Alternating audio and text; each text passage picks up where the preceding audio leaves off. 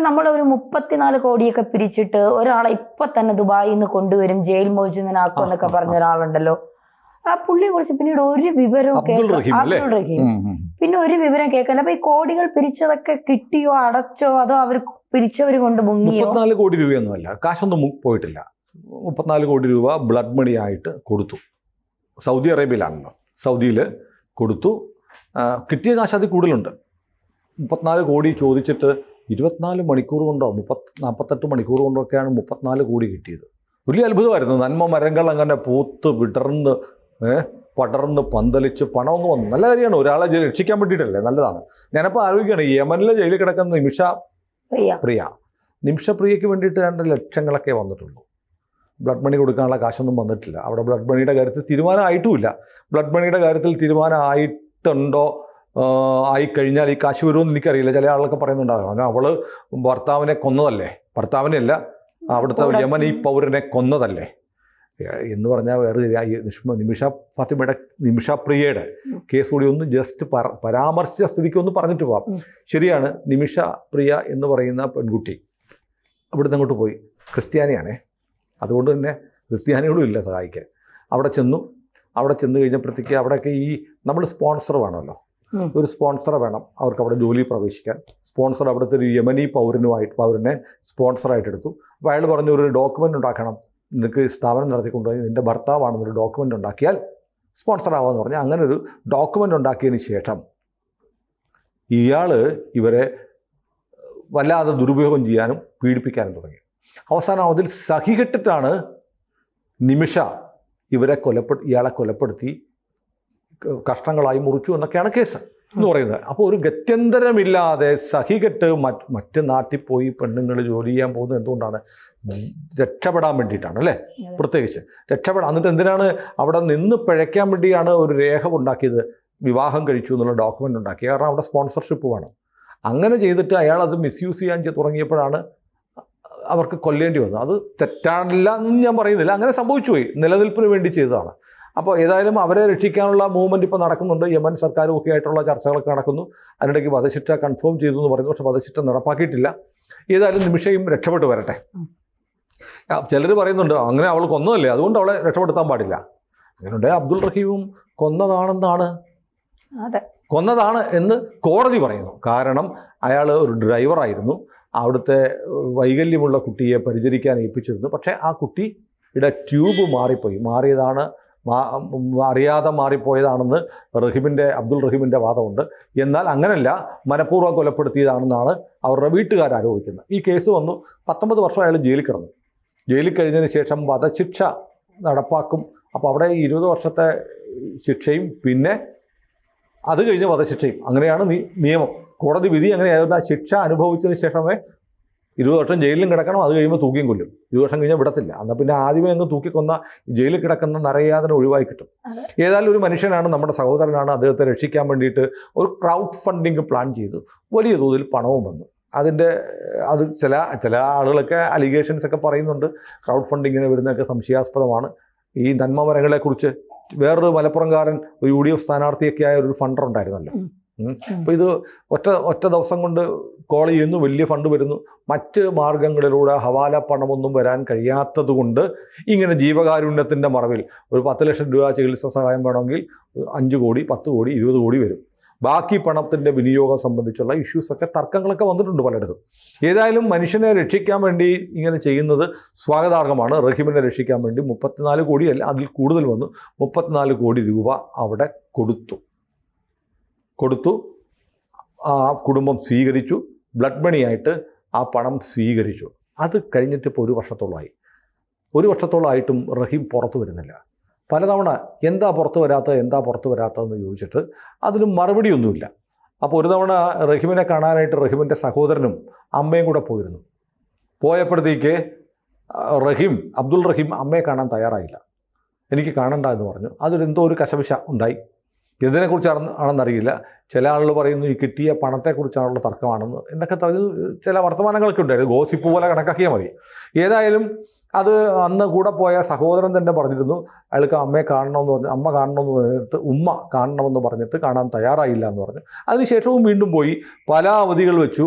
അപ്പോൾ നമ്മുടെ ധാരണ ഈ വധശിക്ഷ ഒഴിവാക്കിയത് കൊണ്ടും 34 കോടി രൂപ അടച്ചതുകൊണ്ട് ഇയാളെ വിട്ടയക്കും എന്നാണ് കരുതിയിരുന്നത്.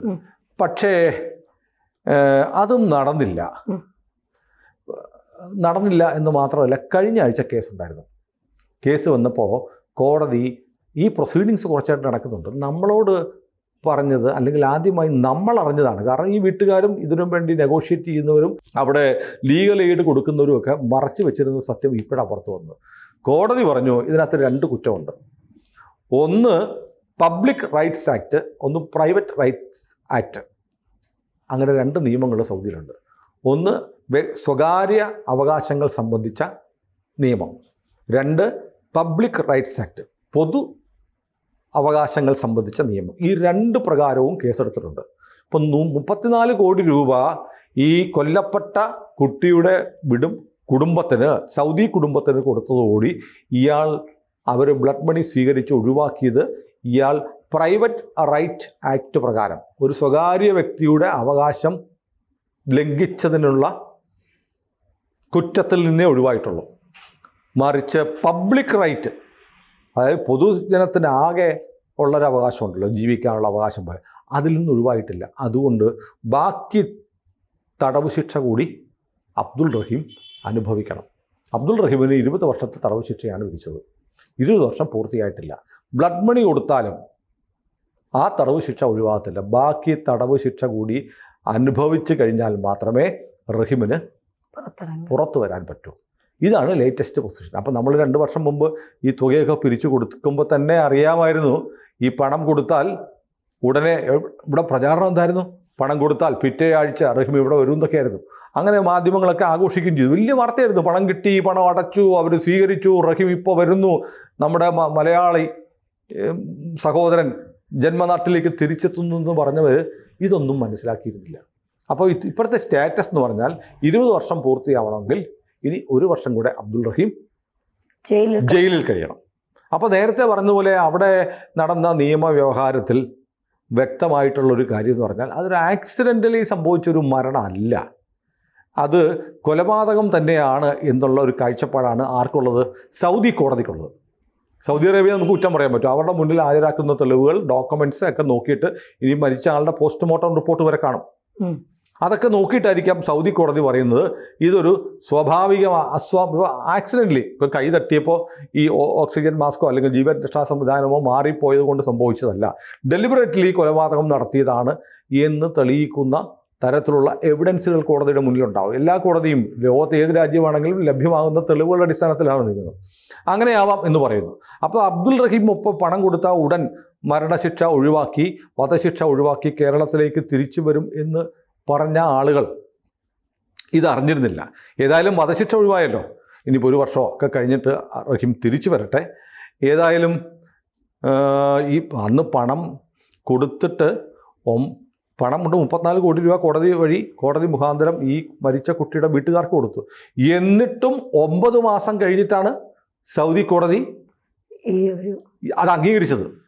കാരണം വീട്ടുകാർക്ക് കാശ് കിട്ടിയെന്നതുകൊണ്ട് കാര്യമായില്ല, വീട്ടുകാരെ സംബന്ധിച്ചോളൂ, കോടതി കൂടെ സമ്മതിക്കണമായിരുന്നു.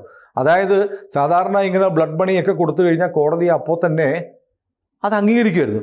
എന്നിട്ടും വീണ്ടും 9 മാസം കഴിയേണ്ടി വന്നു കോടതിക്ക് ഈ വീട്ടുകാർ, യമൻ പൗരൻ്റെ യമനല്ലോ സൗദി കുടുംബം ഈ പണം സ്വീകരിച്ച ഇത് അംഗീകരിച്ചിട്ട് ആ വധശിക്ഷ ഒഴിവാക്കാൻ 9 മാസം കോടതിക്ക് ആലോചിക്കേണ്ടി വന്നു.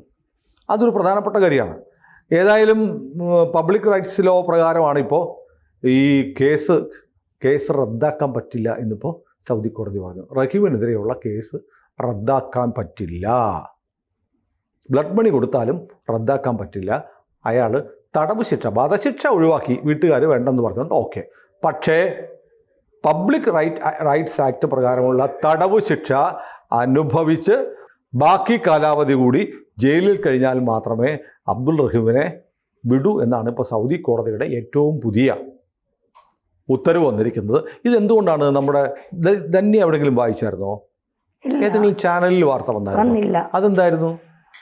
എനിക്കറിയില്ല സാർ, ഇതിനെപ്പറ്റി ഇടയ്ക്ക് ഈ സാർ പറഞ്ഞതുപോലെ അലിഗേഷൻസ് ഒക്കെ ഉണ്ടായിരുന്നു. 34 കോടി കൊടുത്തിട്ടും എന്തുകൊണ്ട് അത് പൈസ പിരിച്ചവരുടെയും പൈസ കൊടുത്തവരുടെയും കുഴപ്പമല്ല കേട്ടോ, അങ്ങനെ പറയാൻ പാടില്ല. അത് അവർ പിരിച്ച പണം കൃത്യമായി അതിന്റെ ലീഗൽ പ്രോപ്പർ ചാനലിൽ കോടതി കൊടുക്കുകയും ആ കുടുംബത്തിന് കൈമാറുകയൊക്കെ ചെയ്യും. അതിനകത്ത് സാമ്പത്തിക അലിഗേഷൻ ഒന്നും പറഞ്ഞാൽ ഞാൻ സമ്മതിക്കില്ല. കാരണം അതിനകത്ത് ലീഗലി ഈ പറഞ്ഞ പോലെ ഒരു പുതിയൊരു തടസ്സം ഉണ്ടായി. കോടതി പറഞ്ഞു ഇത് കുടുംബം കാശ് മേടിച്ചെങ്കിൽ ഓക്കെ, വധശിക്ഷ വേണ്ട എന്നുള്ള അവരുടെ, പക്ഷേ മറ്റ് തടവ് ശിക്ഷ അനുവദിച്ചേ പറ്റുള്ളൂ. അത് ഒഴിവാക്കി കിട്ടാനുള്ള വാദമൊക്കെയാണ് ഈ കാലയളവിൽ നടന്നത്. അതായിരിക്കാം. ഏതായാലും 1 വർഷത്തെ തടവ് കൂടെ പൂർത്തിയാക്കിയിട്ട് അബ്ദുൾ റഹീം തിരിച്ചു വരട്ടെ. അത് അത് അതിന് വേഗം കൂട്ടാൻ നിലവിൽ നമ്മുടെ മുന്നിൽ മാർഗങ്ങളില്ല. ആ വാതിൽ അടഞ്ഞു. ഏതായാലും ഇവിടെ അതിനുവേണ്ടി റഹീമിൻ്റെ ജീവൻ തിരിച്ചു പിടിക്കാൻ കഴിഞ്ഞു എന്നുള്ളത് വലിയ കാര്യം. റഹീം നാട്ടിൽ വന്ന് ഒരു മാതൃകാപരമായി സുരക്ഷിതനായി നല്ല ജീവിതം ഈ തടവ് ശിക്ഷയ്ക്ക് ശേഷം നമ്മുടെ നാട്ടിൽ തുടരട്ടെ എന്ന് നമുക്ക് ആശംസിക്കാം.